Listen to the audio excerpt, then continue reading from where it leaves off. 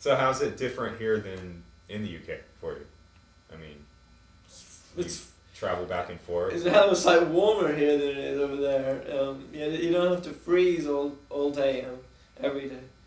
I mean, as your music goes, you know. How's it different here? Are you received differently there? Completely different. Completely different. Yeah. It's a lot easier there. I mean, if you conquer England, you pay your bills, as the guys in Duran said. But if you conquer America, you're a millionaire. Right. You know. So you're set for life. Okay. So in terms of the rest of the world, I think the rest of the world's a little bit more musically open in terms of what tastes they get into, and you know, whereas America's, you know, you'll hear a lot of the A&R record community saying, well, what about middle America? You know, that, like, what demographic does this fit into, and how are we going to market this? It's a little bit over the top, isn't it? You know, I heard that before, you know, from the other records. Which in a way, I mean, it took me a little bit of learning and a little bit of experience to kind of realize that the things that I needed to accomplish musically first, the money part of it wasn't part of the equation.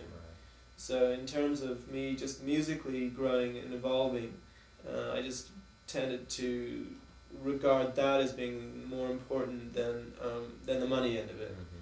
And as a consequence, I just, for this record, decided I was just going to write a ton of songs instead of trying to write in a certain demographic or a certain genre or a certain marketplace or a certain... So in terms of that, I just basically wrote as many songs as I could, and then we sat back and we just said, ooh, that one is a good song, ooh, that's a nice song there, oh, that's a very American, lovely, and there's, oh, that's a nice, you know, and that way we kind of put together a set of music that could not be too eclectic for an American audience, and still be songs that I wrote from the heart. And your phones are me. There she is again. Yeah. Would you like to get your phone? Or you can let the maid pick that up. I didn't even know there was a phone here.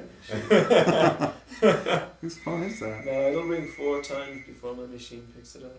So we're not going to see who's calling. Who calls JC?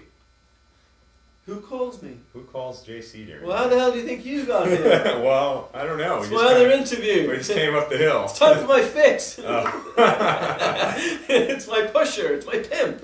I mean, are you like flooded with calls all day long? And No, well, nobody has the number here. oh, okay. So I have another line too. So, but it's weird now. Now my email situation is getting a little out of hand. I'm getting about 200 to 300 emails a day now. Wow. I'm getting a lot of emails, and they're not just junk emails. So I'm having to write. Well, I've got people in Poland, and Russia, and all these weird, wacky, in Australia, and all these weird places that. And you respond to all of these emails? I have to, yeah. Wow. I respond to all my emails until it gets to the point where it's just. I mean, I spend an hour to 2 hours a day when I'm in the studio, just responding to emails, because when I get. Let's say we're working on a piece of music, you know, and then my engineer decides he needs to do some editing, or he needs to do some cleaning, or he needs to do blah, blah, blah, blah. Then I'll nip off and I'll do the emails, or I'll get on the laptop and I'll, you know, get to all that stuff. Interesting.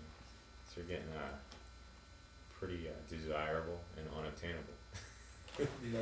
No, just doing my job. I mean, people, I think, appreciate somebody who works hard and somebody who's honest about it, you know. That's just all I ever really wanted to be, you know.